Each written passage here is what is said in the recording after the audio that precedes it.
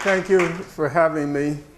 One virtue of this speaking I've been doing lately is I discovered that my current condition is not nearly as despairing as I thought. I was under the impression I was unemployed, but alas, it turns out I'm an independent scholar. So I'm very gratified by that fact, though I suspect my late mother would have asked the proverbial question, how much?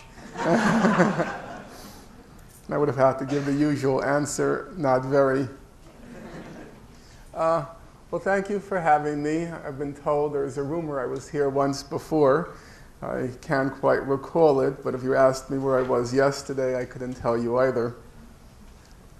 The topic I want to speak about this afternoon is one that's been more and more striking to me as I've been reading about, studying the Israel-Palestine conflict, now going on a quarter of a century.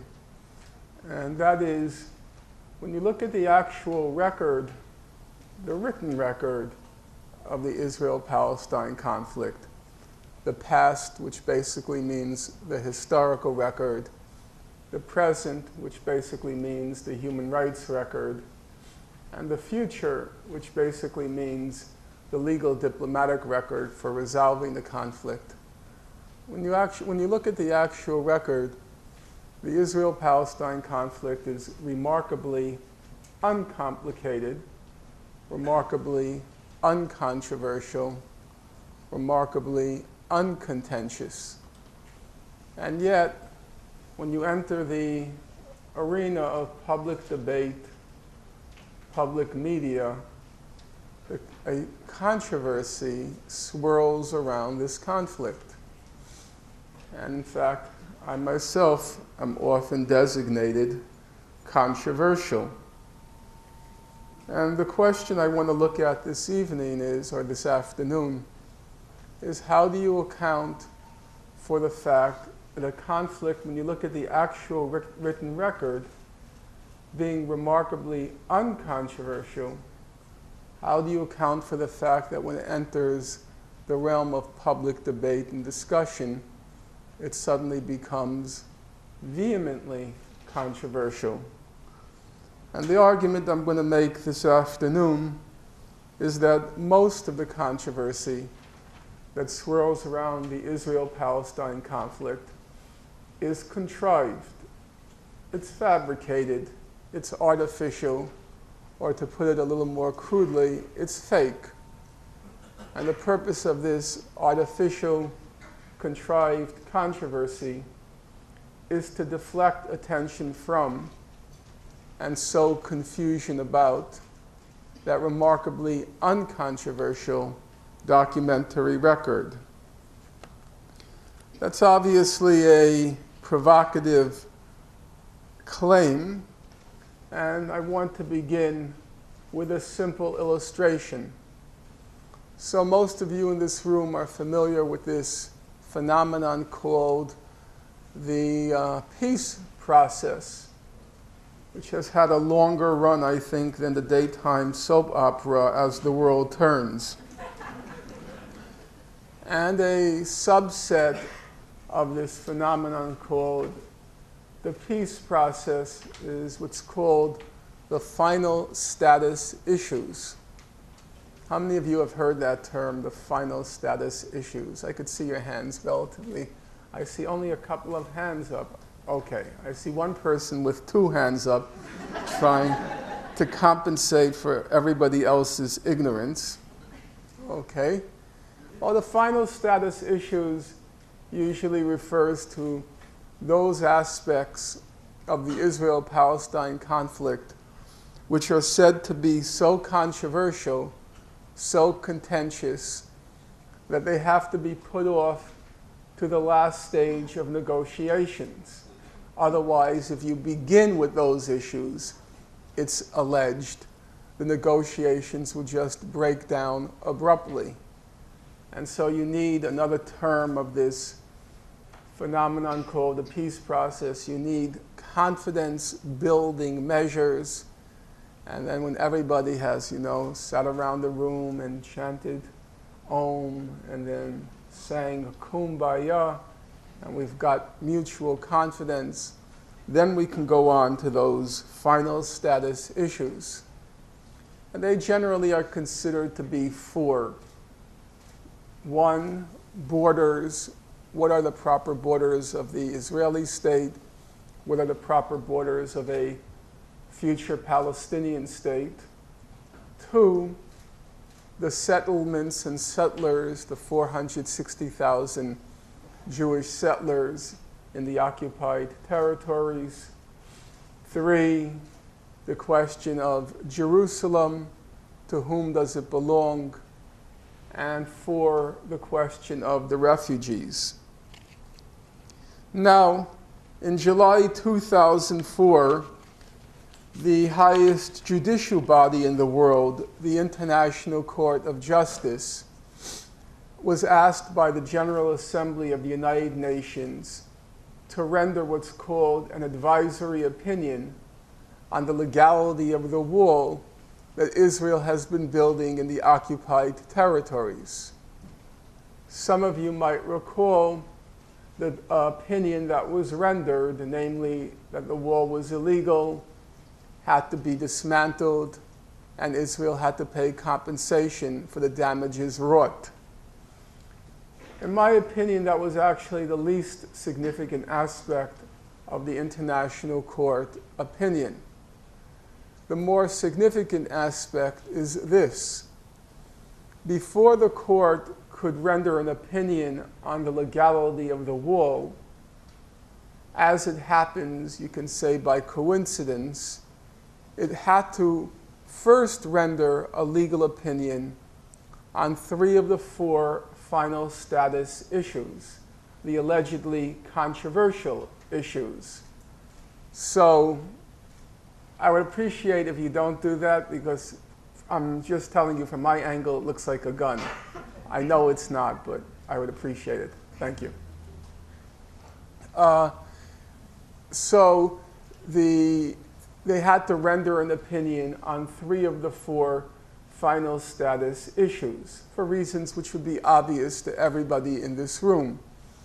If, for example, Israel's legitimate border extended into the West Bank, then the wall being built would not raise any legal issue. It would be within Israeli territory, and obviously any state is allowed to erect any structure within its sovereign territory. Similarly, as it happens, the wall takes what the International Court of Justice called a sinuous route winding around the Israeli settlements. If the settlements were legal under international law, again, the question of the wall's legality would not arise. If the settlements are legal, then clearly you're allowed to build a wall to protect the settlements. And the wall cuts right through East Jerusalem, and so if East Jerusalem is Israeli territory, again, the wall raises no legal problems. So preliminarily, the court had to answer those legal questions, bearing, as it happens, on the final status issues. What did it conclude? Number one, the question of borders. We're told, for example, last week the New York Times had an article by its journalist in Jerusalem, a character by the name of Isabel Kirshner. It's hard to know where the Times dug her up, but I think it might be ample time now to dig her back in. Isabel Kirshner has an article entitled "Palestinians Seek Support on Borders." And she says that the Palestinians want 4 digits, 1967, the June 67 border. But things aren't so simple, we're told. The dispute over borders is long-standing and shows the difficulty of trying to fulfill the goal of reaching a deal by the end of the year. Well, is the dispute long-standing? Not so, says the highest judicial body in the world, the International Court of Justice. They begin by saying there's a fundamental principle, a tenet of international law, that it's inadmissible to acquire territory by war.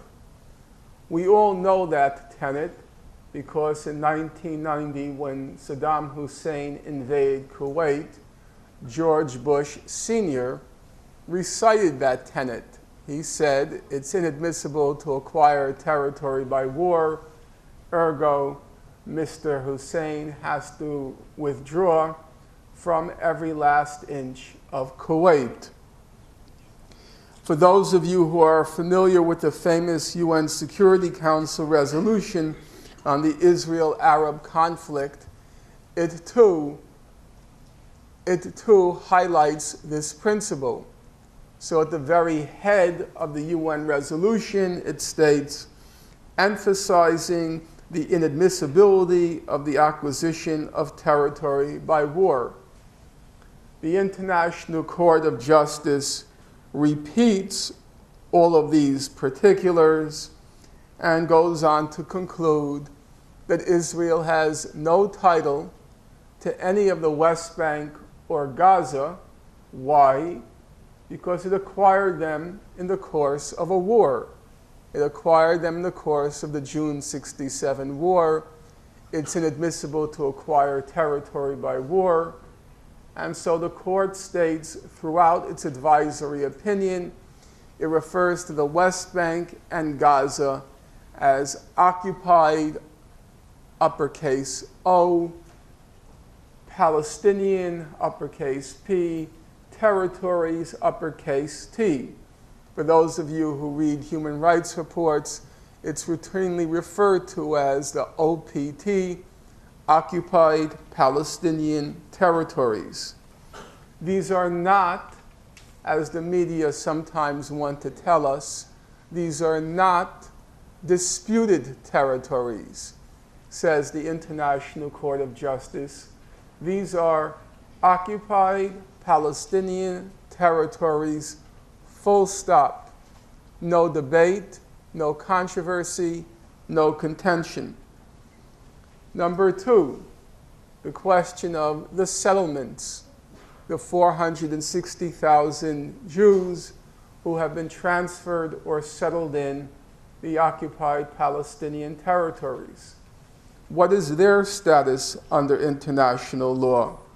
Well, the court says the plain language of Article 49 of the Fourth Geneva Convention, the Fourth Geneva Convention being the applicable law for occupied territories, it states in plain language, it's inadmissible for an occupying power to transfer its population to occupied territory. Therefore, the High International Court of Justice, quoting the Security Council, states that the settlements constitute a flagrant violation of international law. Full stop. No qualification, no equivocation, no ambiguity. Number three, the question of East Jerusalem. Israel claims that East Jerusalem is part of its eternal and undivided capital. Not so, says the World Court. How did Israel acquire East Jerusalem? The same way it acquired the West Bank and Gaza in the course of the June 1967 war. Therefore, East Jerusalem, says the High Court, the International Court of Justice, is occupied Palestinian territory. They are very explicit on that point. They refer throughout their advisory opinion to the West Bank, comma, including East Jerusalem, comma, and the Gaza Strip, as occupied Palestinian territory. No ambiguity. In fact, it's explicitly entered to leave no doubt. That still is only part of the story, because usually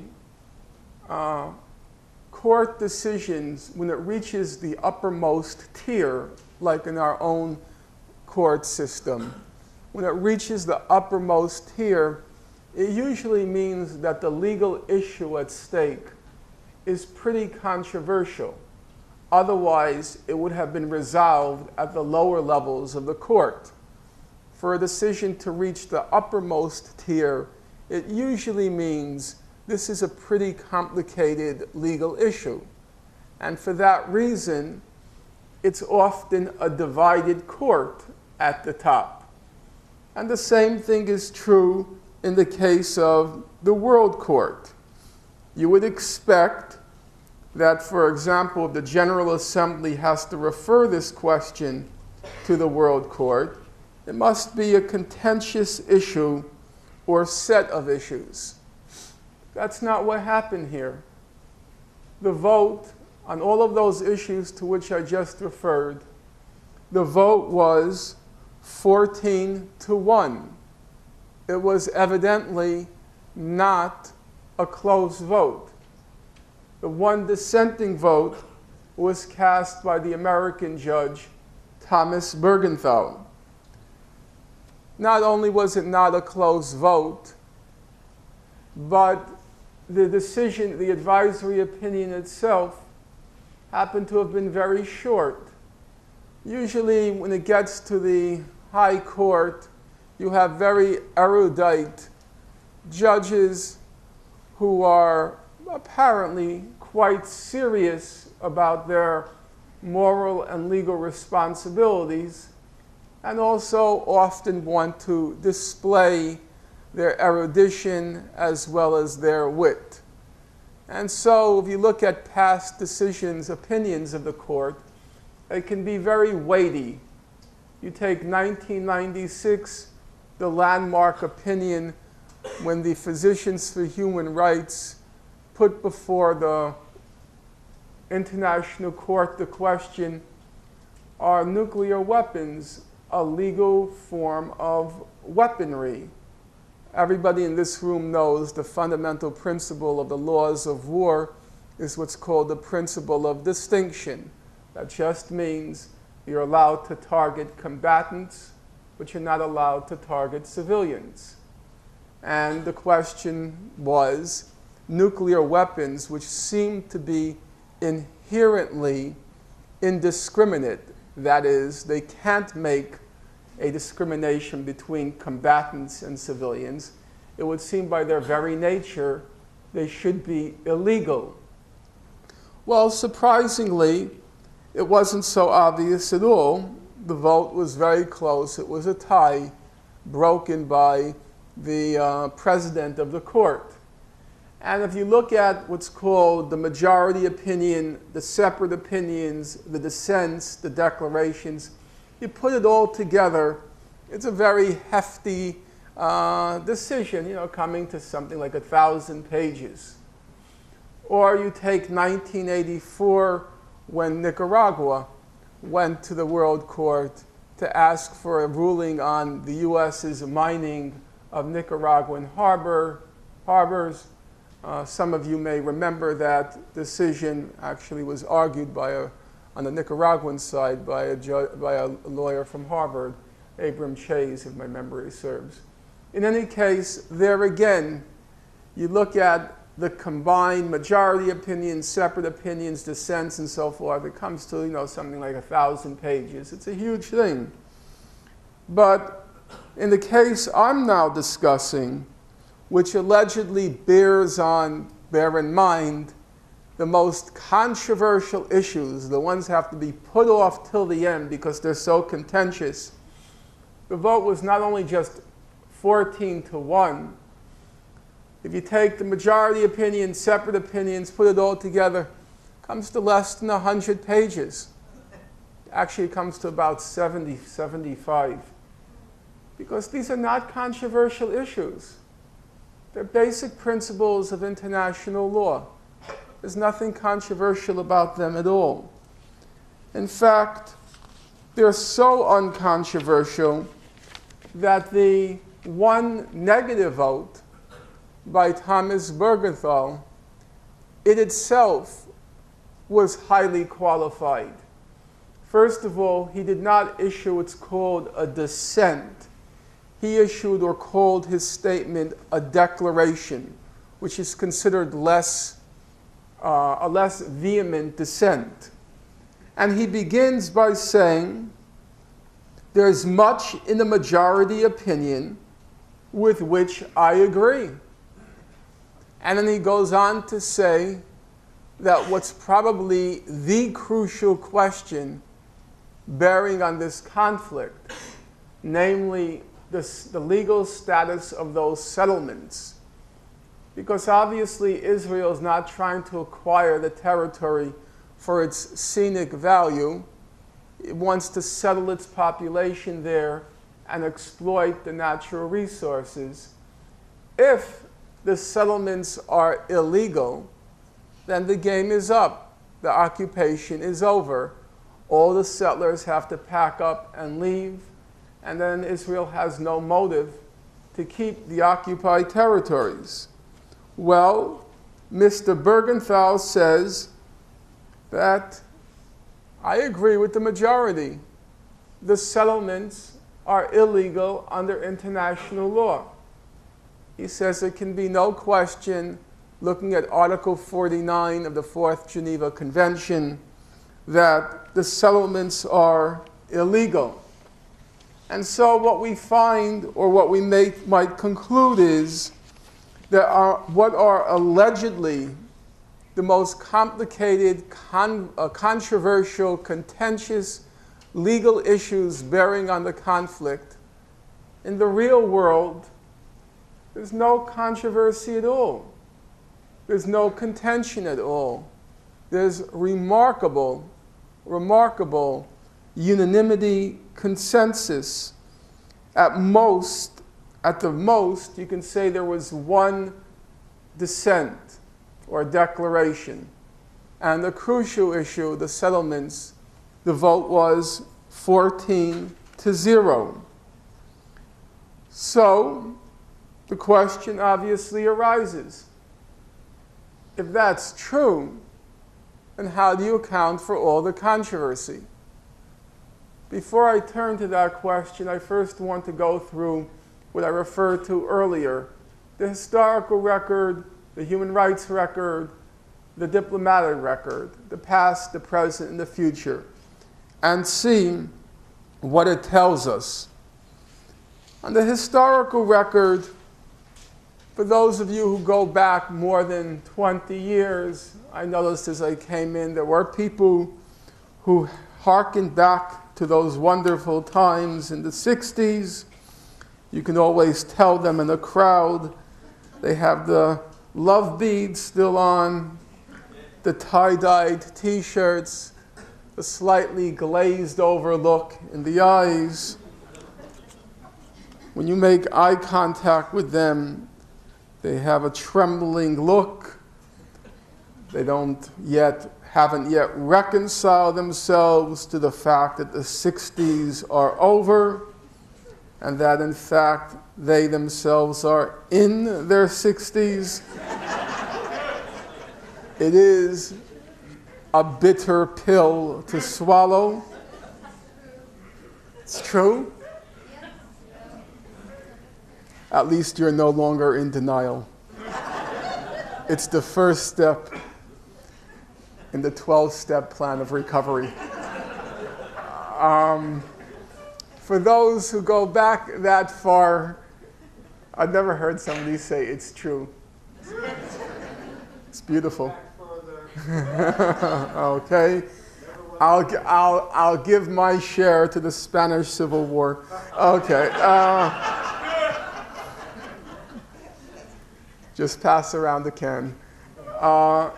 Back then, up until, you could say, the mid-1980s, the most contentious historical question on the Israel-Palestine conflict always used to be, how did the Palestinians become refugees in 1948? For those of you who are new to the topic, November 1947, the UN General Assembly passes the partition resolution. Almost immediately, a civil conflict breaks out in Palestine. May 1948, Israel declares its independence.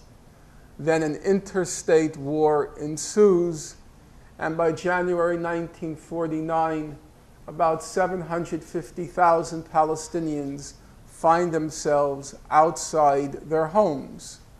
And the question always arose back then, the most contentious of the historical issues: how did those Palestinians become refugees?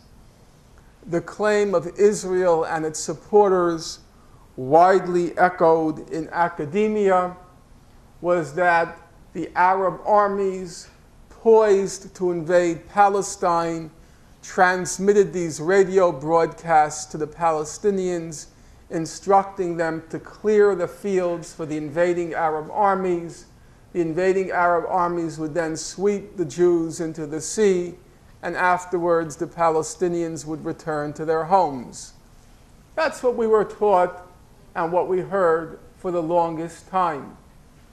Come the 1980s, some scholars, mostly but not entirely Israeli, begin looking into the Israeli archives, and they conclude that there's no basis for this claim that the invading Arab armies had transmitted these radio broadcasts telling the Palestinians to leave.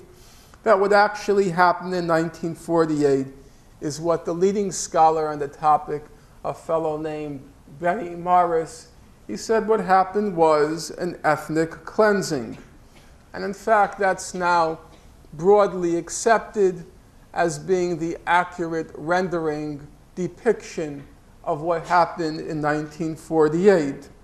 There is some debate that remains about what was the impetus for the ethnic cleansing.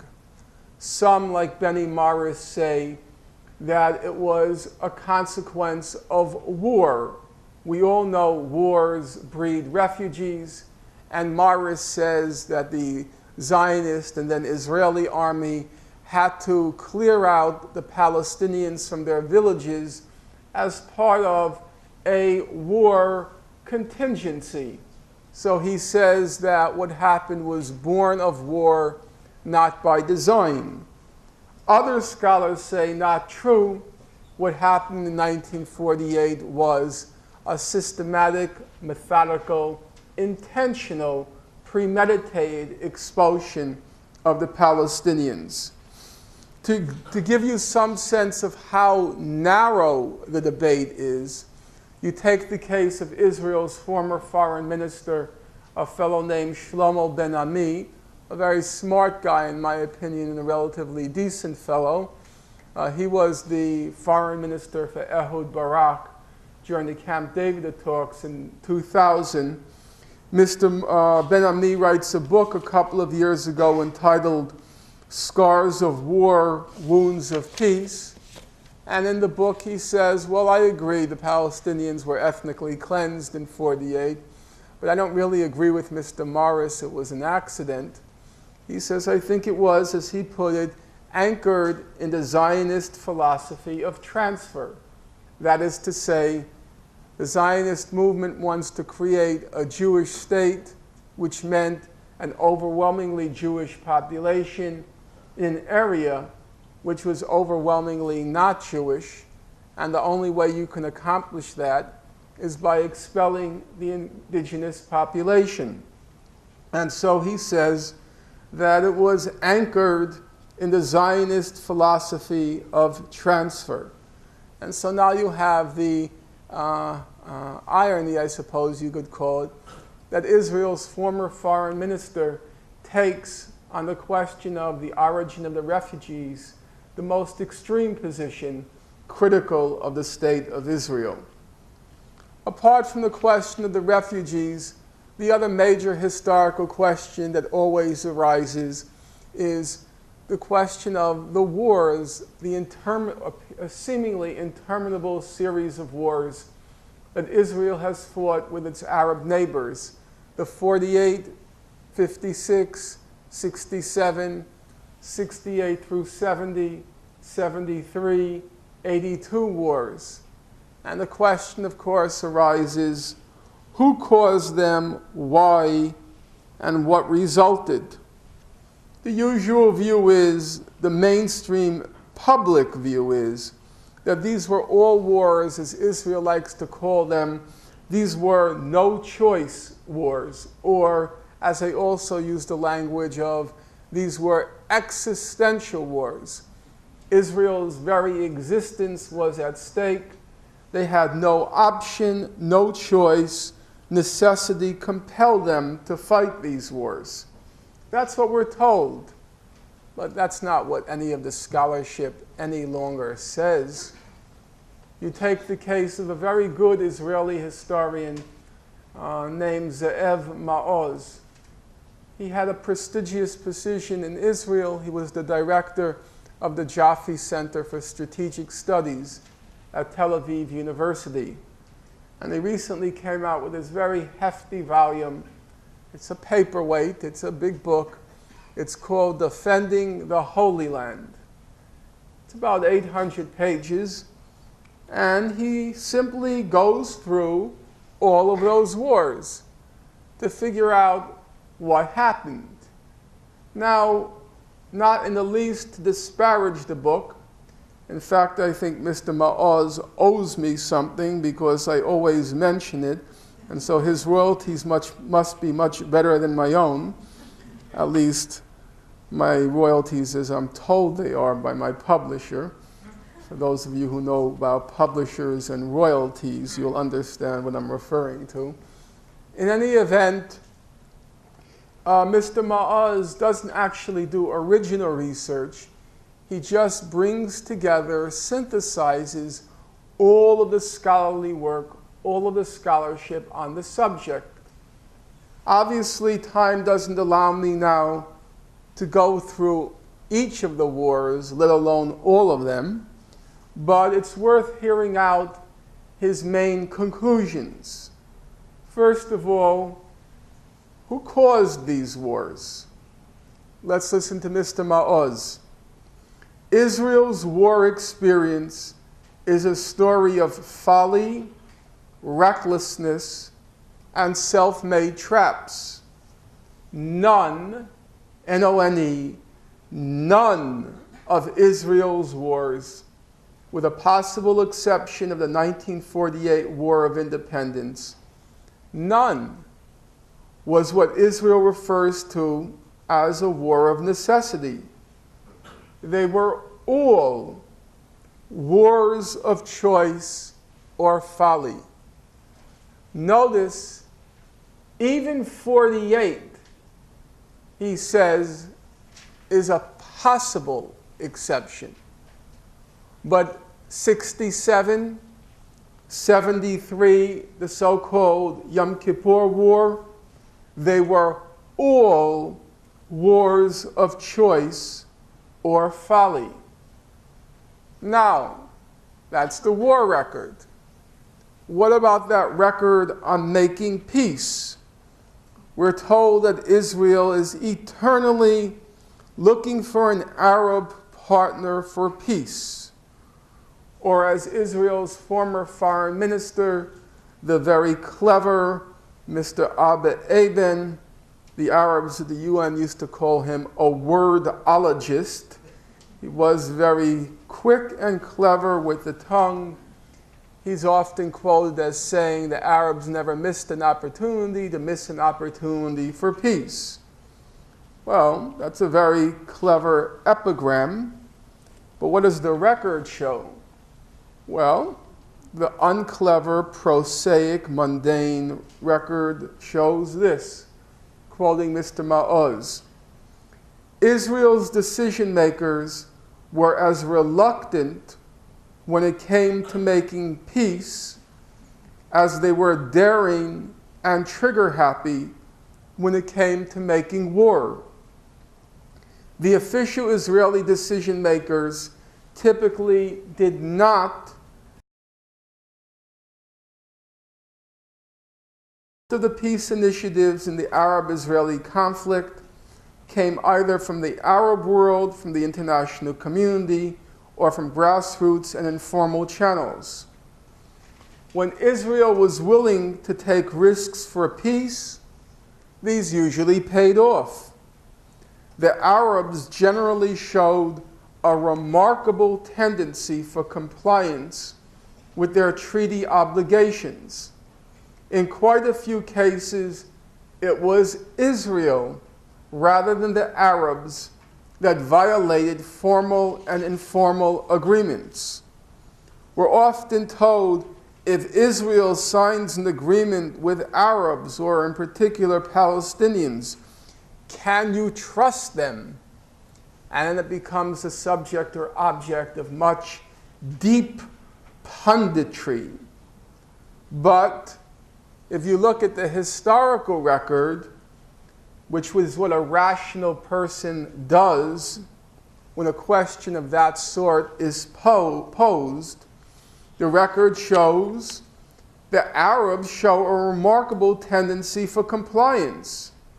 Israel, in quite a few cases, violated its formal and informal agreements. So the rational question is not whether you can trust the Arabs. The rational question should be, if an agreement is signed, can you trust Israel? It's not a rhetorical question. That's a rational question based on looking at the historical record. That's the history. The present generally means the human rights record. What is the human rights record? Usually you never know. Isabel Kirshner is forever perplexed. The Times can never figure it out. It has all of these reporters in the Israel, and every time there's an atrocity committed against Palestinians, multiple deaths, destruction, they send their reporters, Mr. Bronner now, Ms. Kirshner, and then they tell you, we asked the Israelis, and the Israelis said, we were targeting terrorists. Then we asked the Palestinians. The Palestinians said, these were civilians. And then we're all supposed to throw our hands in the air in despair. Who knows who's telling the truth? But that standard is not used anywhere else in the world. Whenever there's deaths, killings, you don't ask the perpetrators and you don't ask the victims. You go to the respected human rights organizations which have a record of integrity, honesty, and accuracy, and you ask them, what happened? What did you find? In the case of the Israel-Palestine conflict, there's certainly no lack of human rights organizations to consult. Israel-Palestine is probably the most heavily monitored area in the world by human rights organizations. Apart from the major ones, Human Rights Watch, Amnesty International, there's a slew of locally based human rights organizations, mostly Israeli, the best known being B'Tselem, the Israeli Information Center for Human Rights in the Occupied Territories, but also PCADI, the Public Committee Against Torture in Israel, Physicians for Human Rights in Israel, Gisha, and it goes on. And then there are on the Palestinian side, not as many, but certainly reputable, the main being Al-Haq and Al-Mazin in Gaza. And here's the remarkable fact. You might think, so many different organizations, each having its own independent research staff, field staff, legal staff, each of them having a separate staff, and a lot of human rights work being vulnerable to human error because it means observing demonstrations, seeing who initiated the clash, was there a life-threatening situation, and so forth. And also a lot of human rights law is relatively recent. It's a new branch of international law, so a lot of the terminology is not well defined. Even terms like human shield, exactly what they mean is not entirely clear. So you would expect from all of those factors, the multiplicity of organizations, the vulnerability of human rights work to human error, the grayness of the language, you would expect that there would be a large number of contradictions, disagreements, contentions, and disputations between human rights organizations about what's happening in the occupied territories. But it ain't so. A couple of years ago, for something I was writing, I sat down and I read through about 20 years of human rights reports, came to several thousands of pages. It's a huge collection. It's for most mortals. It's barely possible. When I say most mortals, non-Noam Chomsky's, it's barely possible to keep up with the output. I went through several thousands of pages, and what was most striking after reading all of it was literally hard to believe, but if you put the proverbial polygraph to my wrist, I'm quite confident not a beat would be missed. I found that over that 20-year period, I was only able to find one case of one demonstration on one day in one city where two human rights organizations disagreed about what happened, and the disagreement itself was relatively trivial. There is no disagreement, controversy, or dispute regarding that human rights record. Well, what does it look like in practical terms? In January 2006, Hamas, the Islamic movement, was elected into power by the Palestinian people. Apparently a remarkably free, transparent election. It's said to have been the most free and transparent election in the Arab world. Not the highest standard, something along the lines of the tallest building in Wichita, Kansas, but it was a remarkably free and fair election. Immediately as the Hamas came into power, Israel and the United States, followed by the craven EU, slapped these brutal economic sanctions on the Palestinians, and the reason being, or alleged, Hamas was a terrorist organization. Hamas had to renounce terrorism in order to join the community of civilized nations. Well, as a preliminary point, which shouldn't detain us for more than a half millisecond, of course, terrorism is unacceptable, it's illegal, it's immoral. There's nothing there to quarrel about. If you disagree on that point, we're now entering into parallel moral universes, and there can't be any further mutual engagement.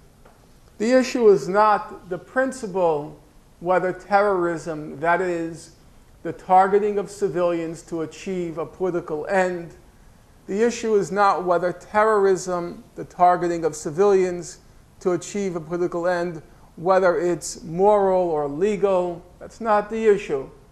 The issue is the application of the principle. If you apply that principle to all sides in the conflict, it's a moral, legal principle. If you apply it to only one side in the conflict, well, everybody knows if you're 6 years old and up, it's a hypocritical principle. It's a double standard. So let's not detain ourselves on the morality or legality of terrorism. Let's apply it across the board to all sides in the conflict and see where we end up. The most recent figures on B'Tselem's website: Israel has killed 4,717 Palestinians since the beginning of the Second Intifada in September 2000, and the Palestinians have killed 1,045 Israelis, a ratio of between 4 and 5 to 1. That's the basic raw data. Of course, we have to now disaggregate the fancy word, those numbers, because since we're dealing with the issue of terrorism, we have to look at how many civilians were killed. As it happens on both sides, it's roughly the same number. On both sides, 60% of those killed were civilians. And therefore, the ratio remains roughly 4 to 5 to 1. I would want to emphasize that on the Palestinian side, I'm taking the very minimal numbers. We're talking about Palestinians who have been killed in clashes. So Palestinians who die at checkpoints because they can't reach the hospital in time are not included. Palestinian babies who die in incubators in hospitals because the electricity has been cut off are not included. We're taking the minimum numbers, about 4 to 5 to 1. No doubt there are some skeptics in the audience who are thinking, oh no, he's not going to fool me, because isn't there a difference between Palestinians who target Israeli civilians and Israel, which unintentionally kills Palestinian civilians? Well, on its surface, that seems to be a plausible argument. Jeffrey Goldberg, the former New Yorker correspondent for the Middle East, now I understand he writes for Atlantic, he recently came out with a book called Prisoners, which focuses on his stint as a prison guard in Ansar III camp during the First Intifada. He was a guard and an accessory to torture, which of course makes him perfectly qualified to cover the Israel-Palestine conflict for the New Yorker and Atlantic magazine. And at one point, Mr. Goldberg, he describes this very frustrating conversation he's having with a Hamas member, and he says, he bursts out in indignation, for God's sake, we don't try to kill children. That's supposed to be the difference. Unlike the Palestinians who intentionally kill, we don't try to kill children. So let's look at the numbers. First, the raw data. Since the beginning of the Second Intifada, September 2000 till today, 917 Palestinian children have been killed. That's more than the total number of Israeli civilians killed, 715, of whom 143 were children. So the ratio of children killed is about 8 to 1. The first preliminary conclusion then would be that for the want of trying to kill Palestinian children, it would seem that Israelis were awfully good at it. Is it true, though, that Israel doesn't deliberately target Palestinian children? It's not what human rights organizations say. Amnesty International says that Israel, on many occasions, targeted unarmed Palestinian demonstrators who were overwhelmingly children. In other cases, Israel used indiscriminate, excessive, and disproportionate force. To take one vivid example of the 37 Palestinian children killed during the first month of the Second Intifada, October 2000. 20 of the first 37 children killed died from a direct bullet shot to the head. Okay, let's look at the harder case. Let's leave aside those direct, deliberate killings of Palestinian children where the sharpshooter aims for the head. Let's look at the case of indiscriminate killings. Now, as it happens, indiscriminate killings, meaning if somebody here throws a stone at me, I then fire indiscriminately in the crowd. As it happens, under international law, there's not a whit, there's not an iota of difference between an indiscriminate killing and a deliberate intentional killing. Why? Because under the law, the foreseeable and inevitable consequences of an act count as an intention. The foreseeable and inevitable consequences of an act count as an intention. Some of you, I know I'm losing you, sounds too abstract. You want it in concrete terms, and it's not a complicated idea, it's actually a very simple one. So perhaps there's somebody in the audience now who is filled with fury, filled with disgust at what I've said so far, can barely contain, for argument's sake, we'll name the gender as a him, barely contain himself. He then rushes up to the platform, pulls out his dagger, thrusts it into my heart, adds the extra twist, and I am prematurely, in my opinion, dispatched to my maker. At this point, the security guard, belatedly again in my opinion, rushes down to the platform, grabs the assailant, whispers in his ear, "Job well done," and then brings him before a Seattle judge.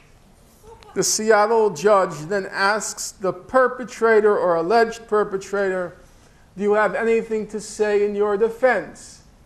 And he says, "But Judge, I didn't intend to kill Finkelstein. I was just testing the sharpness of the blade on my dagger." Well, obviously, this is a ludicrous explanation. Why? Because the foreseeable and inevitable consequence of thrusting a dagger in my heart is that for better or for worse, I am going to die. And so it counts as an intention because that's the foreseeable and inevitable consequence. In the same way, whenever, as is Israel's wont, it indiscriminately fires artillery shells into civilian neighborhoods in Gaza, it is, under international law, doing exactly and precisely what Hamas is doing when it blows itself up, when a suicide bomber blows himself up in a bus. Because the inevitable and foreseeable consequence of firing shells indiscriminately into a civilian neighborhood is you are going to kill innocent civilians. Anyone with an ounce of sense and an ounce of morality understands this simple concept. You take the case of that very decent and intelligent and honorable Haaretz journalist Gideon Levy. And Mr. Levy writes as follows after one of Israel's artillery barrages into Gazan civilian neighborhoods. He says as follows. It's worth listening to because you see how an abstract legal principle gets translated into ordinary language, which registers ordinary human intuitions. If a legal principle begins to depart from our normal human intuitions, then there's something wrong with that legal principle. So what does he say? Someone who throws burning matches into a forest can't claim he didn't mean to set it on fire. And anyone who bombards residential neighborhoods with artillery can't claim he didn't mean to kill innocent inhabitants. Therefore, it takes considerable gall and cynicism to dare to claim that the Israeli army did not intend to kill inhabitants of Beit Hanun. Notice his choice of words. If you fire indiscriminately in a neighborhood of civilians, it takes considerable gall and cynicism to claim that you didn't intend to kill inhabitants of Beit Hanun. That's not just the opinion of myself, Mr. Levy. It's the opinion of Israel's most renowned legal scholar, Yoram Dinstein, the president of Tel Aviv University, very smart guy, and he's written some of the standard works on the laws of war. In one of his books, he writes, there is no genuine difference between a premeditated attack against civilians, which is what Hamas is accused of, a premeditated attack on civilians, and the reckless use of force, which is what Israel is accused of. He says, and I'm quoting him, they are equally forbidden.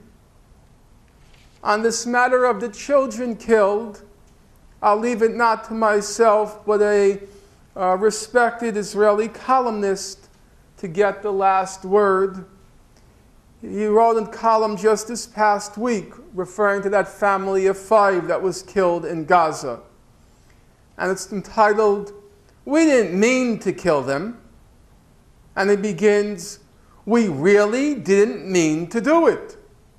Again, we didn't mean to do it. We have never meant to do it. Yet, as usual, even though we didn't mean to do it, we hit them. We hit them 1,000 times already without meaning to do it.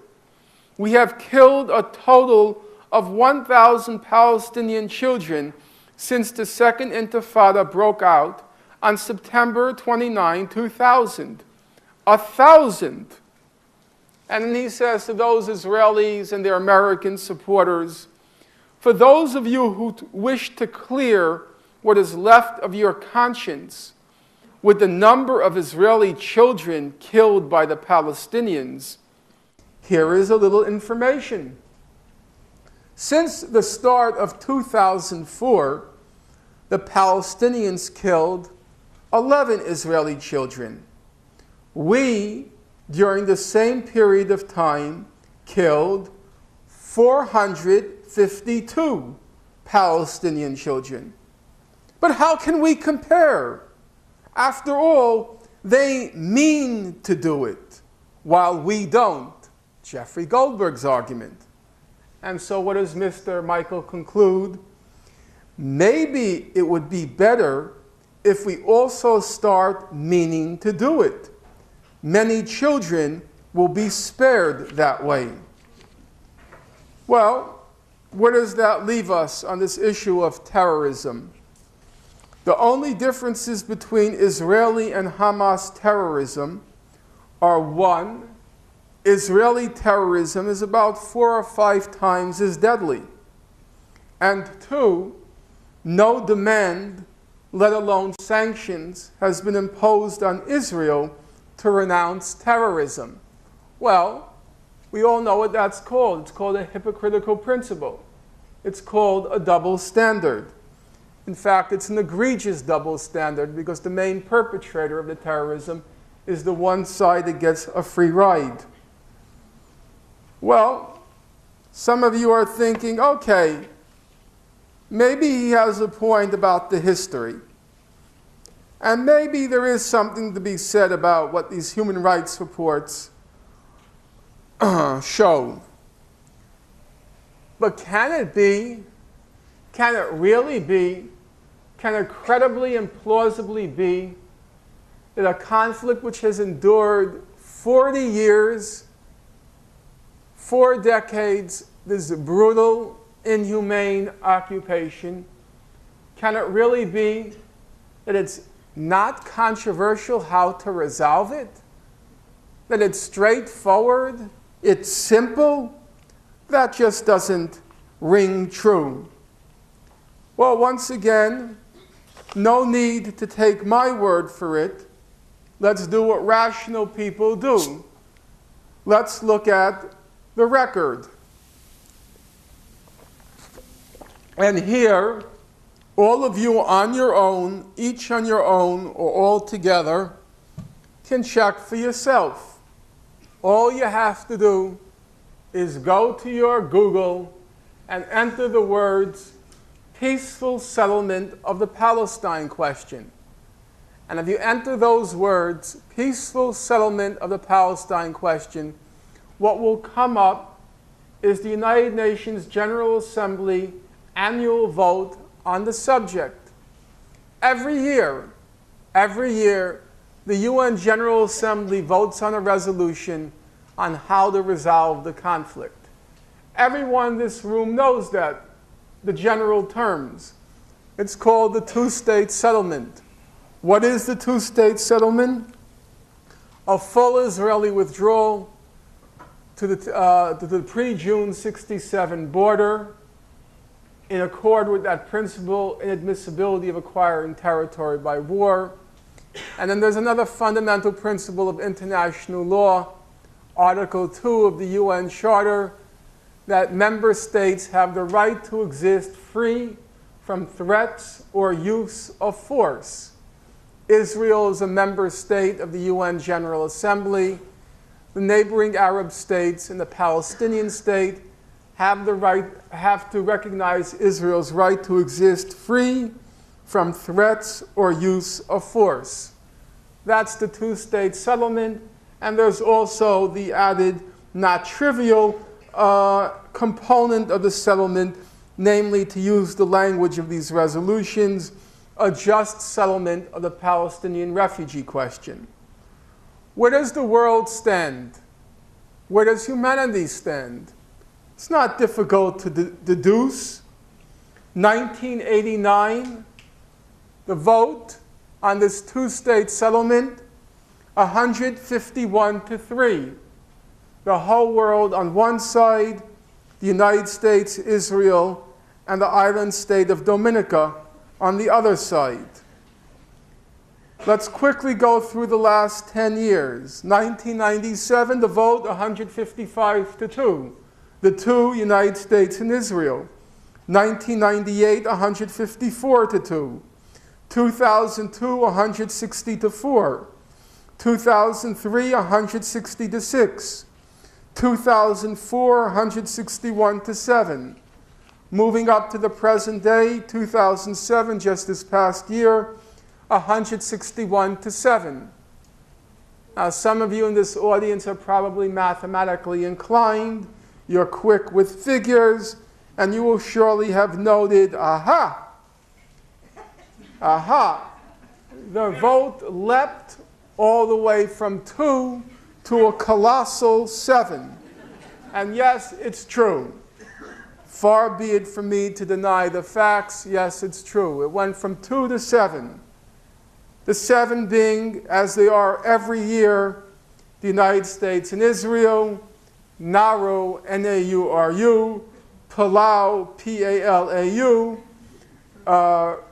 Tuvalu, T-U-V-A-L-U, the Marshall Islands, and the Federated States of Micronesia. I noticed some laughter. Some of it is nervous laughter because you want to join in with the laughter, but you don't quite know what Naru, Palau, Tuvalu, and the rest are. Now, if it's any consolation, I used to teach a subject near it, and I had never heard of them. We live in very politically correct times, so let's just say objectively that the total populations of these places, South Sea Island atolls, could fit comfortably on this stage with room left over. That's it. That's the record. The same obstacle has endured for 40 years. The refusal of Israel to fully withdraw to that June 67 border. It's not speculative. 1970, a leading authority in international law, Quincy Wright, he wrote, "In view of the acceptance of Resolution 242 by the adjacent Arab states except Syria, the major obstacle to progress seems to be the refusal of Israel to do so and to agree to withdraw from occupied territories." That's 1970. Fast forward to 2007, Jimmy Carter, his book, Palestine, Peace, Not Apartheid, what does he conclude? Quote, "Peace will come to Israel and the Middle East only when Israel is willing to comply with international law by accepting its legal borders." Almost the identical language. That's been the obstacle. That's what's prevented for 40 years the end to this conflict, and for 40 years has forced the Palestinians to live under this brutal and inhumane occupation. How does it look in the real world? Well, when Hamas was elected into power, the second claim against Hamas was it refused to recognize the state of Israel. And that too became a condition for lifting the brutal sanctions against the Palestinian people. Now, recognizing the state of Israel, in my view, at any rate, it's a no-brainer. Israel is a member state of the United Nations. It has the right to exist free from threats and use of force. That's the principle, in my opinion, uncomplicated. But then the question arises of the application of the principle. If it's applied across the board, it's a moral legal principle. If it's applied to only one side, it's a hypocritical principle. What's Hamas's record? Hamas has had over the years, it's had an ambiguous record, sometimes hot, sometimes cold, on the issue of recognizing Israel. Its current position is, as of 2006, that if the Palestinian Authority negotiates a settlement on the June 67 border, it's put to a national referendum. The Palestinians accept it. They will accept the result of the referendum, effectively accepting the terms of the settlement. Now, just bear in mind, that's also Israel's official position. That Ehud Barak said, whatever agreement we reach at Camp David in 2000, it would have to be put to a national referendum. So there we have exact symmetry. But there's one problem, one asymmetry. Hamas is willing to accept the settlement on the June 67 border. Israel is not. No Israeli government, no Israeli party, no Israeli senior official has ever accepted a two-state settlement on the June 67 border. Rather the contrary, as the world demands that Hamas recognize Israel, the current Israeli government is building a wall that annexes between 10 and 13% of the West Bank, illegally annexes 10 to 13% of the West Bank, illegally annexes East Jerusalem, illegally de facto annexed the Jordan Valley, which is about 20% of the West Bank. In addition, it's cut up the West Bank into 6 fragments, which are then cut up into sub-fragments, well, what's left? According to Haaretz, Israel's most influential newspaper, the Palestinians are left with no territory on which to establish a state.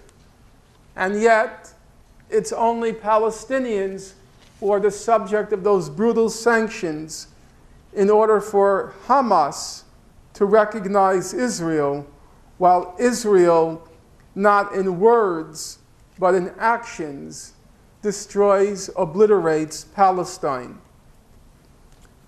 That's the record, the historical record, the human rights record, the diplomatic record. To my thinking, or at least as far as I can judge that record, remarkably uncontroversial. So then where does all the controversy come from? Part of it, in my view, one component of the controversy, in my view, is legitimate. It is a real controversy. And that bears in the issue of the Palestinian refugees, about which I'll speak briefly. First of all, there is the difference you have to make, the distinction you have to make between facts and moral judgments. You can agree on the facts, but disagree in your moral judgments. Benny Morris, that Israeli historian, he says what happened was an ethnic cleansing. But he says, I think sometimes ethnic cleansings are good things. They're not always bad things. He says, take the case of North America. Using his words, not mine, he says the annihilation of the native population was a good thing. It allowed for the great American Republic. And similarly, he says that the ethnic cleansing of the Palestinians was a good thing. It allowed for the creation of a Palestinian state. You can't, excuse me, of an Israeli state. You can't really say that's a wrong moral judgment in the way you can say facts are wrong. You can call it a Nazi moral judgment, and I'll agree with you on that, but it's not really wrong. But then you have a more difficult problem. You know, you leave Mr. Morris and his ilk aside, and you return to the moral universe of most normal human beings, and you still have problems. Because you can agree in your factual judgments, your moral judgments, your legal judgments, but still disagree in your political judgments. Well, what does that mean? That sounds awful complicated. Not really. You take someone like Professor Chomsky. Factually, he acknowledges, because it's what the record shows, the Palestinians were ethnically cleansed in 1948. Morally, of course, he acknowledges ethnic cleansings are abominations. Legally, of course, Palestinians have the right of return. And there's no controversy whatsoever on a Palestinian legal right to return. You look, again, it's not a rhetorical issue. You look at the record. 2000, 2001, Human Rights Watch, Amnesty International, they issued official position papers on the right of return. And they both concluded that Palestinians and succeeding generations which have maintained genuine links with the land, that's the standard language, have the right to return. Those are uncontroversial issues. We set them aside for a moment because I said here we have some, in my opinion, legitimate controversy. And that is, Professor Chomsky will then go on to say, and has gone on to say, but I don't think it's politically feasible. Politically feasible means summoning up enough will or power to implement a right. That's what it's about. And Chomsky says, I don't think it's going to happen. And so he then goes on to conclude that it's immoral to raise refugees' hopes that they're going to return when you know they're not. Now, political judgments are just that. They're judgments. It's a matter of weighing 1,000 different factors. International factors, conjunctural, to use that fancy, stupid New Left Review word, conjunctural factors, all sorts of factors, and then you can reach the conclusion of Professor Chomsky, who is, if nothing else, and he's many things, but if nothing else, politically astute, and you can reach the conclusion that it's not politically feasible, and I think his conclusion reasonably follows. If something is not politically feasible, then it's immoral to give people hope that it is. On the other hand, you can weigh the 1,000 different factors and reach a different conclusion, namely, it is politically feasible, in which case it's perfectly moral to advocate it. That, to me, is a legitimate difference among people. Honest people can agree to disagree on that particular question. Now, some of you might be thinking, but I don't really get what you're saying. Because how can you say somebody has a legal right to something and then say for all practical purposes it can't be realized? If it can't be realized, then what does it mean to say you have a right? It's like saying you have a right to immortality, but it's not practically realizable, and therefore what does it mean? And I used to think the same thing. I too was perplexed by that particular issue. But then last year I had an experience which sort of enabled me to grasp it in my own way. Namely, as some of you know, and we're not going to squander any time on it, as some of you know, I was denied tenure by my university. I felt, and my lawyer felt, and many other people felt that the grounds for denying me tenure were specious, and that were I to go to court, as my lawyer confidently told me, and she's an excellent lawyer, she said that I would eventually win the right to return to DePaul.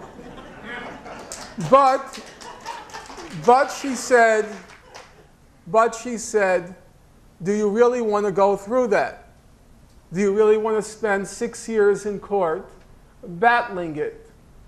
And the truth be told, I am getting on in my years, and I have bigger causes and issues that I want to devote my life to, the years that remain, than to winning my right to return to DePaul. And so the alternative was to seek a settlement. Now, as it happens, I did seek the settlement. Does that mean I did not think I have a right to return? No, I certainly did. I certainly felt the grounds for denying me the tenure were unjust. But given the alternatives of fighting it out through eternity or opting for a settlement, for me the rational move seemed to be, I will opt for the settlement.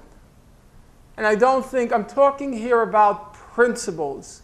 I'm not talking about comparative suffering. There's nothing to compare what I went through with the Palestinian refugees. I don't even want to go there. It's embarrassing to even have to make that stipulation. I'm just talking about principles.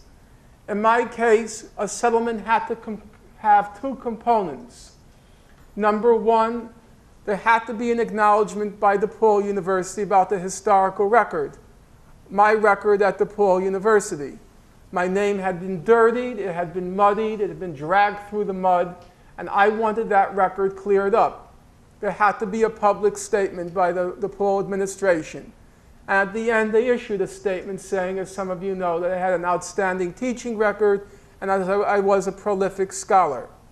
Now, in the case of the Palestinians, any settlement has to have, as one component, there has to be an acknowledgement by Israel of the colossal crime it committed against the people of Palestine in 1948. When Israel says, as Mr. Barak and the official Israeli government position, that we accept no political, moral, legal, or historical responsibility for what happened in 1948, that's a non-starter. Just as it was a non-starter for me. When DePaul at the beginning said they won't issue the statement, and I said, then we're going to have to fight this out. There has to be a statement.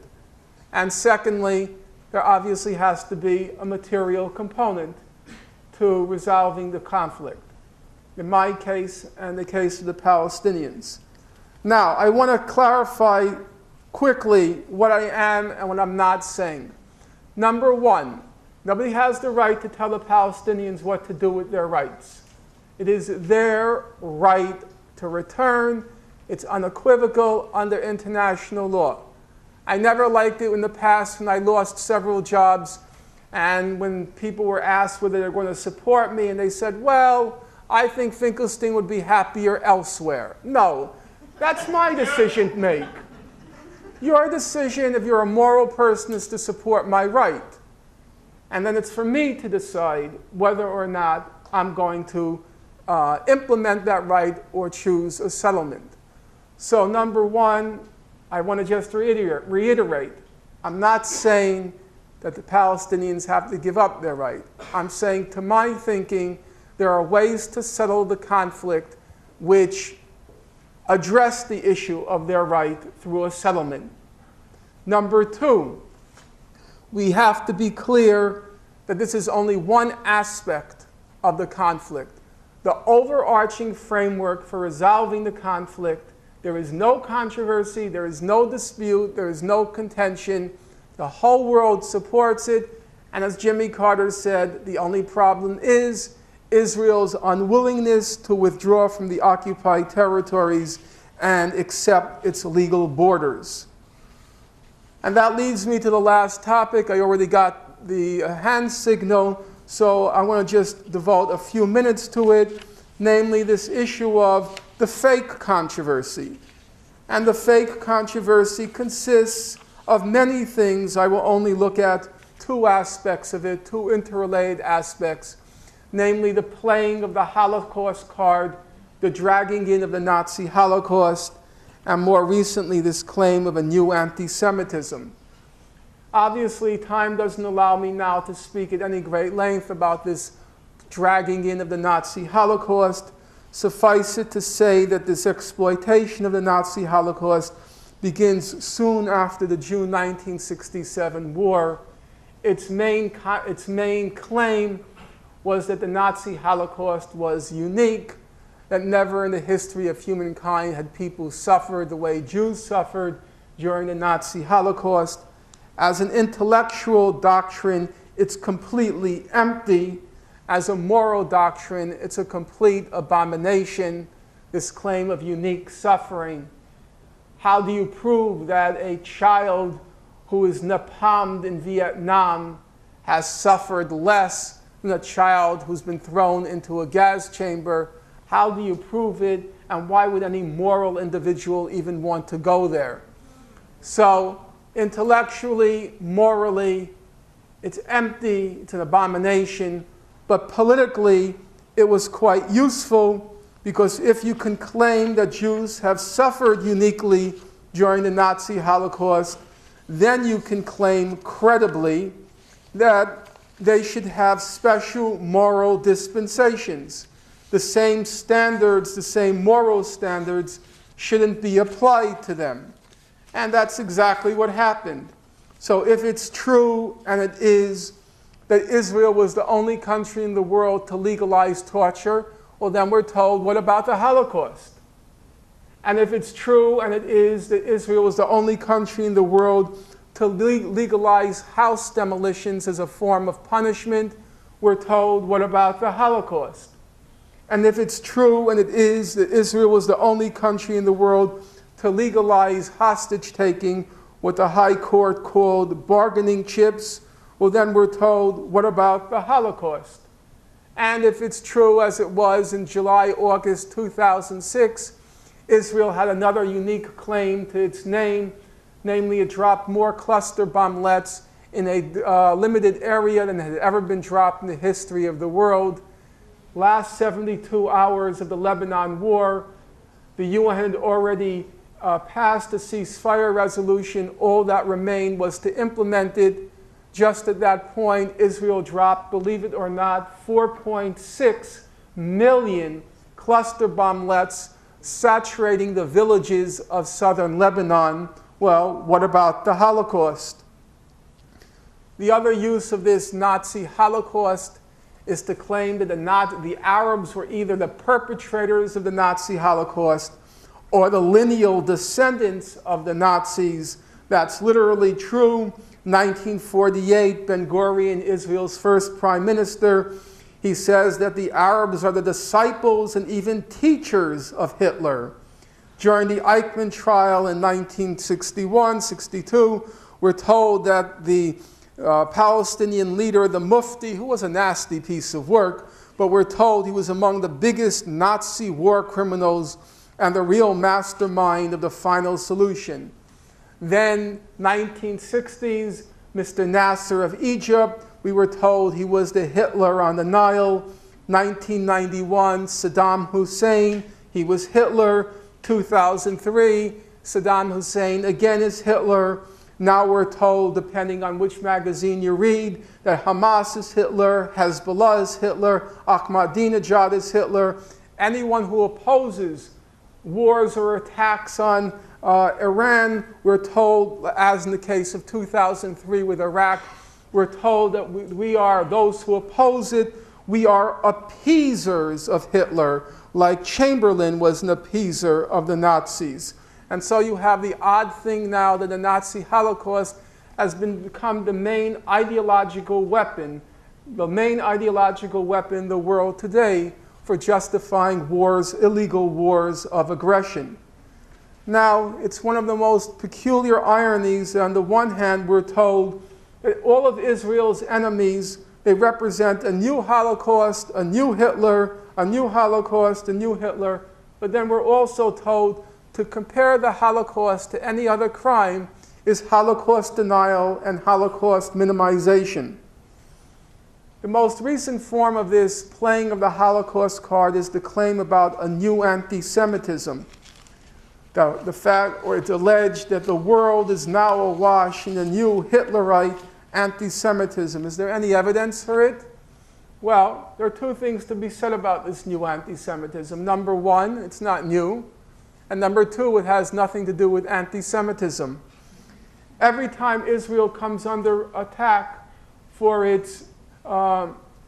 refusing to resolve the conflict diplomatically, and every time Israel faces a public relations debacle, they start up again this extravaganza called the new anti-Semitism.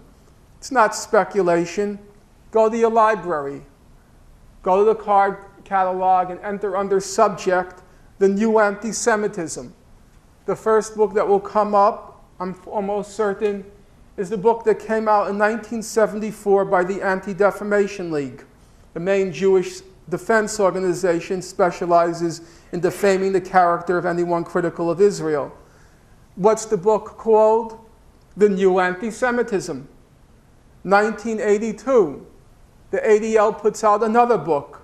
What's it called? The Real Anti-Semitism.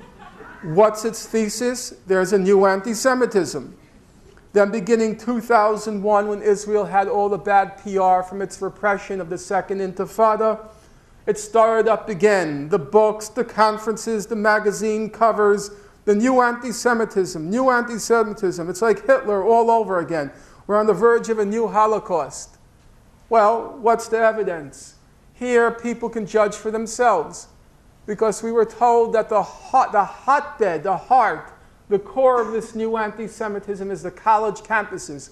The college campuses are awash with a new anti-Semitism. We were told at places like San Francisco State University there were pogroms going on against Jews. Well, I have to say I enter this with a certain amount of skepticism. For better or for worse, I've taught at many universities. I've been around the block several times. Probably have been around my last block. And the one thing you could say about university life today, college life today, it's so politically correct that you can't be anti-anything.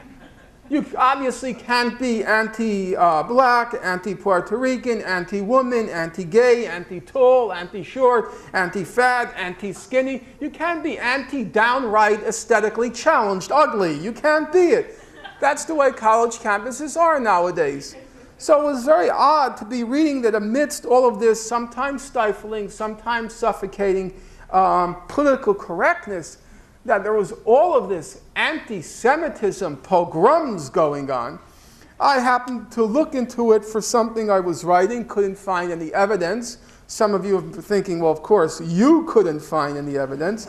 Okay, You open up the Chronicle of Higher Education last summer, the main in-house publication of academics. You have a front-page article, a headline, "It's a good time to be a Jewish student at an American college." They quote the head of Hillel, the campus Jewish organizations. He says, there is a golden age of Jewishness on college campuses. They quote the head of AIPAC, the main Israel lobbying organization. He says, this is a glorious time, not only for Jewish student life on campuses, but for the pro-Israel student movement as well, which is what anyone rationally stepping on a college campus knows. You go on a college campus now, there is a Judaic studies program, there is a Holocaust studies program, there is an Israel studies program, there's an anti-Semitism studies program. The only thing there isn't is a joint degree program in Jewish naval contemplation. So how can there be rampant, rife anti-Semitism? It's preposterous. Well, then they say, what about Europe? You know, Germany, France, England. It's teetering on a new Hitlerite anti-Semitism. I looked into all the reports on the topic, couldn't find any evidence. Again, well, that's you, of course. Well, don't believe me. Look at the world's leading Zionist historian, Walter Laqueur. He wrote a book last year called Changing Face of Anti-Semitism. What does he conclude? Popular attitudes towards Jews in Europe were, in fact, slightly more favorable in 2002 than they had been in 1991. Translation, not only is there no evidence of a new anti-Semitism in Europe, the situation of Jews is better than ever before. If you were to believe what we're being told about this rampant new anti-Semitism, you get these strain of Hitlerite anti-Semitism in Europe, you get these strange conclusions. 3/4 of Israelis, according to a recent poll, want to be in the European Union. And 1/10 would actually leave Israel for Europe if they were granted EU citizenship. So if it's true that Europe is on the verge of a new Hitlerite anti-Semitism and Holocaust, that would mean 3/4 of Israelis want Israel to ally with Nazis. And 1 in every 10 Israelis wants to be exterminated. Well, that doesn't sound very plausible. What's the purpose of this new anti-Semitism? It's fairly straightforward. Number one, to turn the perpetrator, namely Israel and its apologists, into victims, to focus on the alleged suffering of Jews rather than the very real suffering of Palestinians. And number two, to discredit all criticism of Israel as being motivated by anti-Semitism. Anyone who has any doubts about it, we all saw it before our eyes just a year ago. Former President Jimmy Carter comes out with a book, Palestine, Peace, Not Apartheid. Immediately it starts up. First, Ken Stein at Emory University accuses him of being a plagiarist. Then Alan Dershowitz of Harvard accuses him of being in the pay of Arab sheikhs. Then he's accused of being an anti-Semite. Then Deborah Lipstadt of Emory University writes in the Washington Post that he's a borderline Holocaust denier. Then Neil Scher writes that he's a Nazi sympathizer. Then it's said that he's a supporter of Arab terrorism. And it all worked like a charm. Because if you go and look at the reviews of the book, the discussion of the book, there's no discussion of the content of the book.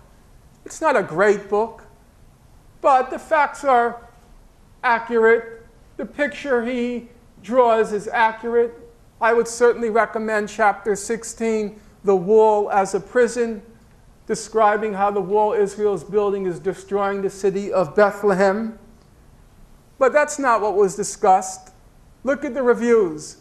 No discussion of the content of the record, the scholarly record, the historical record, the human rights record, the diplomatic record.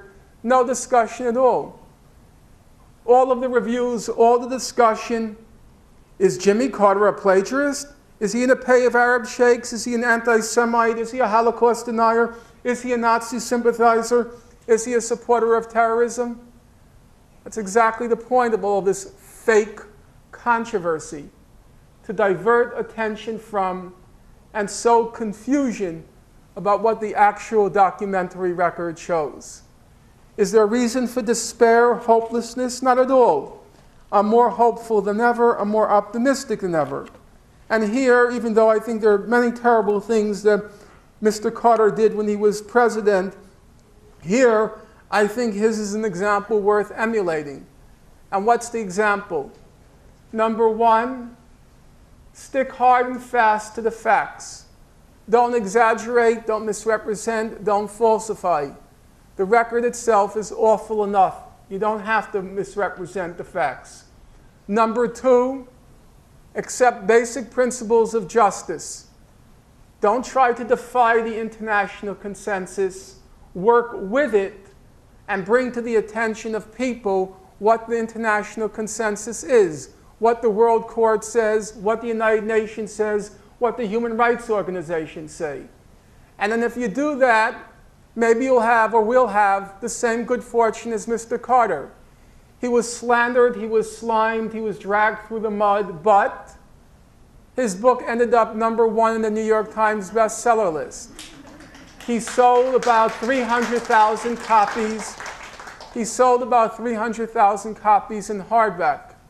He then said, I want to go into the lion's den.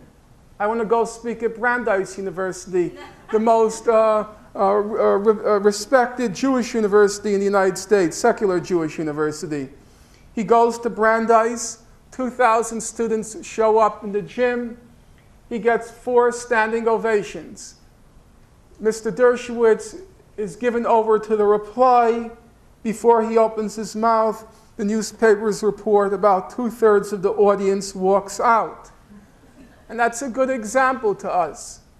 Mr. Carter, he's shown a lot of, in my opinion, integrity. I never use the word courage, which I think is totally out of place discussing us in the United States. Apart from that handful of targeted people like Dr. Sami El-Arian, where there really is courage, but for most of us,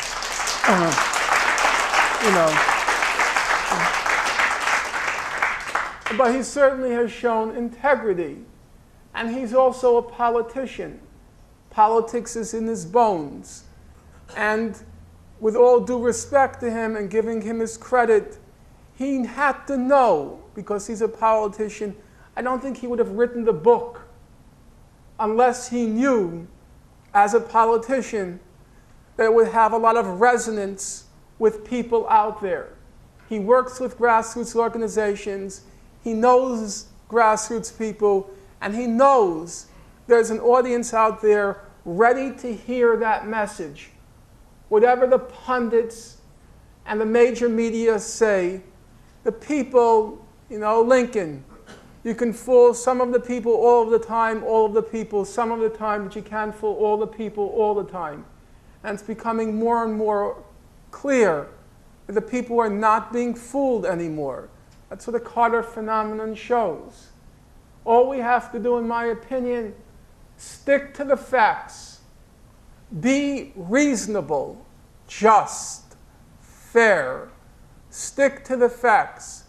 And however much power the other side has, and they have a lot, and however ruthless they are, and they are certainly ruthless, and however much money they have, and they have a lot, however much power, money, and ruthlessness they have, I still remain confident that if we learn how to use the weapons of truth and justice, and that takes time and it takes work, but if we learn how to wield the weapons of truth and justice, I am confident that we can win. Now, I want to clarify one last point. When I say win, I am not saying at anyone's expense. The late Edward Said liked to quote another person, Aimé Césaire. There's a place for everyone at the rendezvous with victory. If you're fair and you're just and you're truthful, there's a place for all of us at that rendezvous with victory. And I hope I'll be there with you. Thank you. You've been listening to independent scholar and author Norman Finkelstein. The title for the lecture is Israel and Palestine, Roots of Conflict, Prospects for Peace. In a moment, we'll return to the question and answer segment of the program. Norman Finkelstein has written extensively on the Israel-Palestine conflict and related issues. His books include Image and Reality of the Israel-Palestine Conflict, The Rise and Fall of Palestine, a personal account of the Intifada years, A Nation on Trial, The Goldhagen Thesis and Historical Truth, The Holocaust Industry, Reflections on the Exploitation of Jewish Suffering, and Beyond Chutzpah, on the Misuse of Anti-Semitism and the Abuse of History. To find out more about Norman Finkelstein and his work, please visit his website at www.normanfinkelstein.com. And now we return to the question and answer segment of the program. You're listening to independent scholar and author Norman Finkelstein.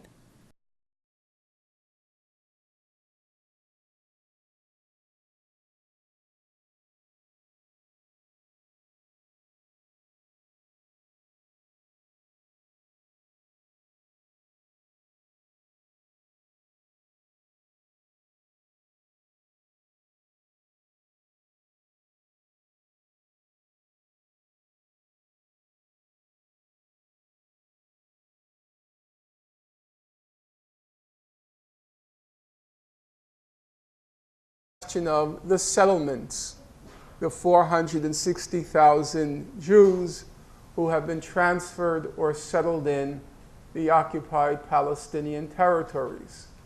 What is their status under international law?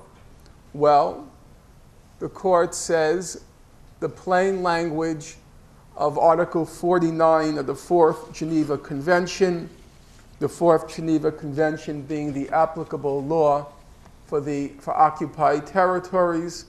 It states in plain language, it's inadmissible for an occupying power to transfer its population to occupied territory. Therefore, the High International Court of Justice, quoting the Security Council, states that the settlements constitute a flagrant violation of international law. Full stop. No qualification, no equivocation, no ambiguity. Number 3, the question of East Jerusalem. Israel claims that East Jerusalem is part of its eternal and undivided capital. Not so, says the World Court. How did Israel acquire East Jerusalem? The same way it acquired the West Bank and Gaza in the course of the June 1967 war. Therefore, East Jerusalem, says the High Court, the International Court of Justice, is occupied Palestinian territory. They are very explicit on that point. They refer throughout their advisory opinion to the West Bank, comma, including East Jerusalem, comma, and the Gaza Strip as occupied Palestinian territory. No ambiguity. In fact, it's explicitly entered to leave no doubt. That still is only part of the story, because usually court decisions, when it reaches the uppermost tier, like in our own court system, when it reaches the uppermost tier, it usually means that the legal issue at stake is pretty controversial. Otherwise, it would have been resolved at the lower levels of the court. For a decision to reach the uppermost tier, it usually means this is a pretty complicated legal issue. And for that reason, it's often a divided court at the top. And the same thing is true in the case of the World Court. You would expect that, for example, if the General Assembly has to refer this question to the World Court, it must be a contentious issue or set of issues. That's not what happened here. The vote for the highest judicial body in the world, the International Court of Justice, was asked by the General Assembly of the United Nations to render what's called an advisory opinion on the legality of the wall that Israel has been building in the occupied territories. Some of you might recall the opinion that was rendered, namely that the wall was illegal, had to be dismantled, and Israel had to pay compensation for the damages wrought. In my opinion, that was actually the least significant aspect of the International Court opinion. The more significant aspect is this. Before the court could render an opinion on the legality of the wall, as it happens, you can say by coincidence, it had to first render a legal opinion on 3 of the 4 final status issues, the allegedly controversial issues. So I would appreciate if you don't do that, because I'm just telling you from my angle it looks like a gun. I know it's not, but I would appreciate it. Thank you. So they had to render an opinion on 3 of the 4 final status issues for reasons which would be obvious to everybody in this room. If, for example, Israel's legitimate border extended into the West Bank, then the wall being built would not raise any legal issue. It would be within Israeli territory, and obviously any state is allowed to erect any structure within its sovereign territory. Similarly, as it happens, the wall takes what the International Court of Justice called a sinuous route winding around the Israeli settlements. If the settlements were legal under international law, again, the question of the wall's legality would not arise. If the settlements are legal, then clearly you're allowed to build a wall to protect the settlements. And the wall cuts right through East Jerusalem, and so if East Jerusalem is Israeli territory, again, the wall raises no legal problems. So preliminarily, the court had to answer those legal questions, bearing, as it happens, on the final status issues. What did it conclude? Number 1, the question of borders. We're told, for example, last week the New York Times had an article by its journalist in Jerusalem, a character by the name of Isabel Kirshner. It's hard to know where the Times dug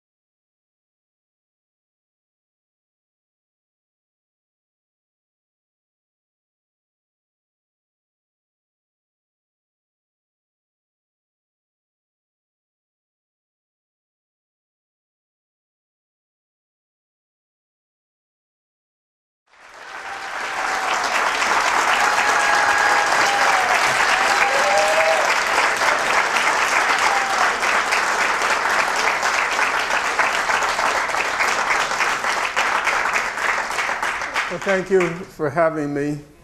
One virtue of this speaking I've been doing lately is I discovered that my current condition is not nearly as despairing as I thought. I was under the impression I was unemployed, but alas, it turns out I'm an independent scholar. So I'm very gratified by that fact, though I suspect my late mother would have asked the proverbial question, how much? I would have had to give the usual answer, not very. Well, thank you for having me. I've been told there's a rumor I was here once before. I can't quite recall it, but if you asked me where I was yesterday, I couldn't tell you either. The topic I want to speak about this afternoon is one that's been more and more striking to me as I've been reading about, studying the Israel-Palestine conflict, now going on a quarter of a century.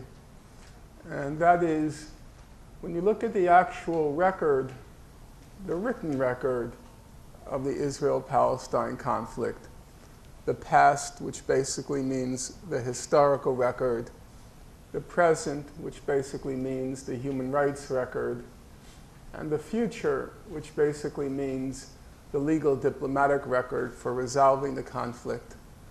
When you look at the actual record, the Israel-Palestine conflict is remarkably uncomplicated, remarkably uncontroversial, remarkably uncontentious. And yet, when you enter the arena of public debate, public media, a controversy swirls around this conflict. And in fact, I myself am often designated controversial. And the question I want to look at this evening is, or this afternoon, is how do you account for the fact that a conflict, when you look at the actual her up, but I think it might be ample time now to dig her back in. Isabel Kirshner has an article entitled Palestinians Seek Support on Borders.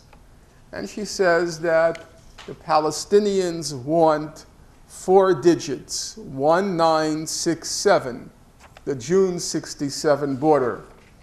But things aren't so simple, we're told. The dispute over borders is long-standing and shows the difficulty of trying to fulfill the goal of reaching a deal by the end of the year. Well, is the dispute long-standing? Not so, says the highest judicial body in the world, the International Court of Justice. They begin by saying there's a fundamental principle, a tenet of international law, that it's inadmissible to acquire territory by war. We all know that tenet because in 1990, when Saddam Hussein invaded Kuwait, George Bush Sr. recited that tenet. He said it's inadmissible to acquire territory by war, ergo, Mr. Hussein has to withdraw from every last inch of Kuwait. For those of you who are familiar with the famous UN Security Council resolution on the Israel-Arab conflict, it too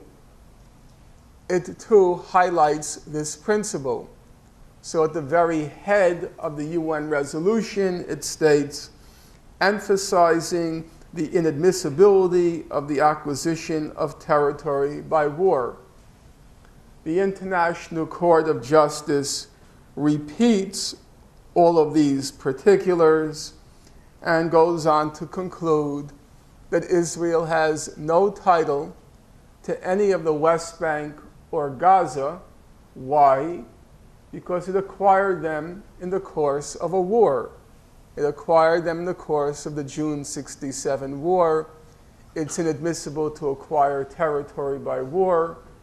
And so the court states throughout its advisory opinion, it refers to the West Bank and Gaza as occupied, uppercase O, Palestinian, uppercase P, territories, uppercase T. For those of you who read human rights reports, it's routinely referred to as the OPT, Occupied Palestinian Territories. These are not, as the media sometimes want to tell us, these are not disputed territories, says the International Court of Justice. These are occupied Palestinian territories, full stop. No debate, no controversy, no contention. Number two, the question written record being remarkably uncontroversial, how do you account for the fact that when it enters the realm of public debate and discussion, it suddenly becomes vehemently controversial? And the argument I'm going to make this afternoon is that most of the controversy that swirls around the Israel-Palestine conflict is contrived. It's fabricated. It's artificial. Or to put it a little more crudely, it's fake. And the purpose of this artificial, contrived controversy is to deflect attention from and sow confusion about that remarkably uncontroversial documentary record. That's obviously a provocative claim, and I want to begin with a simple illustration. So most of you in this room are familiar with this phenomenon called the peace process, which has had a longer run, I think, than the daytime soap opera As the World Turns. And a subset of this phenomenon called the peace process is what's called the final status issues. How many of you have heard that term, the final status issues? I could see your hands relatively. I see only a couple of hands up. Okay, I see one person with two hands up trying to compensate for everybody else's ignorance. Okay. Well, the final status issues usually refers to those aspects of the Israel-Palestine conflict which are said to be so controversial, so contentious, that they have to be put off to the last stage of negotiations. Otherwise, if you begin with those issues, it's alleged, the negotiations will just break down abruptly. And so you need another term of this phenomenon called the peace process. You need confidence-building measures. And then when everybody has, sat around the room and chanted Om and then sang Kumbaya, and we've got mutual confidence, then we can go on to those final status issues. And they generally are considered to be four. One, borders. What are the proper borders of the Israeli state? What are the proper borders of a future Palestinian state? Two, the settlements and settlers, the 460,000 Jewish settlers in the occupied territories. Three, the question of Jerusalem, to whom does it belong? And four, the question of the refugees. Now, in July 2000,